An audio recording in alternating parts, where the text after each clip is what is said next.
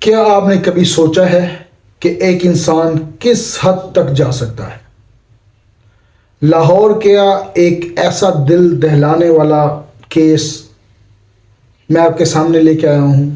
ایک شخص نے خود ہی اپنے جرم کا اعتراف کیا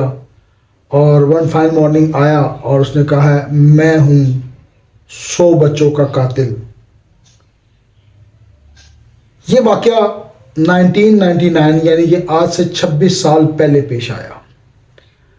جب جاوید اقبال نے لاہور کی گلیوں میں 100 بچوں کو زیادتی کے بعد قتل کیا۔ لیکن یہ جرم کیوں ہوا، کیسے ہوا،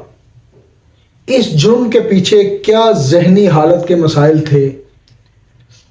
اور اس کی زندگی کو اس نہج پر کیوں پہنچایا گیا، آج کی ویڈیو میں ہم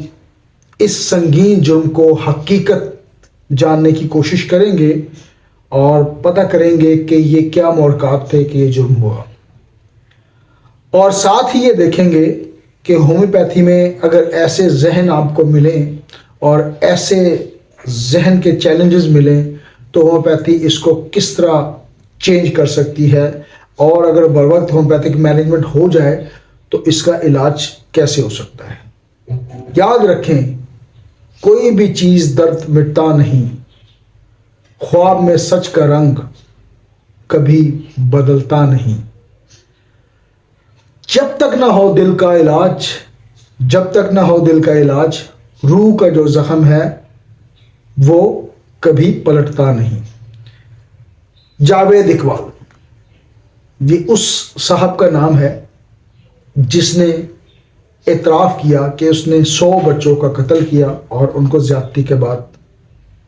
ان کو ہلاک کیا۔ یہ سین سن کر دل دہل جاتا ہے۔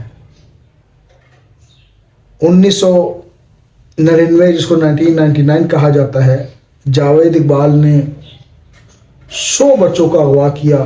زیادتی کی اور پھر ان کو قتل کر دیا، اور قتل کرنے کے بعد تیزاب یعنی کہ ہائیڈرولک ایسڈ میں ان کو ناشیں یا ان کی لاشیں تحلیل کر دی تاکہ کوئی نام و نشان باقی نہ رہے۔ 99 کے آخر میں یعنی کہ 26 سال پہلے پھر اس نے پولیس کو ایک خط بھیجا جس میں اس نے بتایا کہ ان 100 بچوں کا قاتل وہ ہے، اور اس خط کے بعد جاوید اقبال نے ایک ٹی وی چینل